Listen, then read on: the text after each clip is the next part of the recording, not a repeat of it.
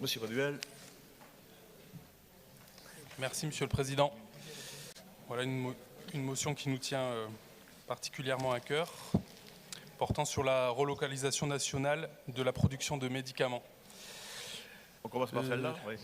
L'Agence nationale de sécurité du médicament a fait état de la pénurie de médicaments en France, notamment pour certaines catégories comme le paracétamol ou encore l'amoxicilline.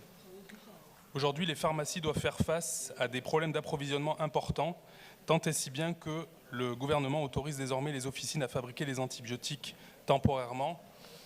Certains retours de terrain me faisaient même part du fait que pendant les temps de garde des pharmaciens, certains jouaient même à des jeux de piste pour essayer de pallier au trou des différentes ordonnances. D'après les chiffres de l'Agence nationale de sécurité du médicament, les ruptures ou risques de rupture ont concerné 2160 références de médicaments en 2021 contre 871 en 2018. En 2022, le phénomène s'est accéléré puisqu'à la mi-août, les ruptures d'approvisionnement concernaient 12,5% des références contre 6,5% en janvier. Les raisons sont multiples, allant de la hausse des épidémies hivernales à la pénurie des principes actifs nécessaires à la composition des antibiotiques, en passant bien évidemment par la hausse des coûts de l'énergie et du transport liés au contexte international, ou encore les conditions tarifaires de vente sur le marché français, considérées comme moins avantageuses pour les industriels, les marges possibles étant plus importantes dans d'autres pays européens.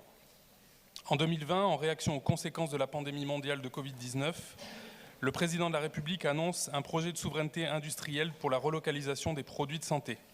Ce projet de créer une usine de relocalisation du paracétamol dans le pays a pris du retard et doit désormais voir le jour en 2025, selon les dernières déclarations du ministre de l'Industrie. L'usine de production de paracétamol à Agen fonctionne d'ailleurs désormais 24 heures sur 24, 7 jours sur 7, le temps d'un retour à la normale.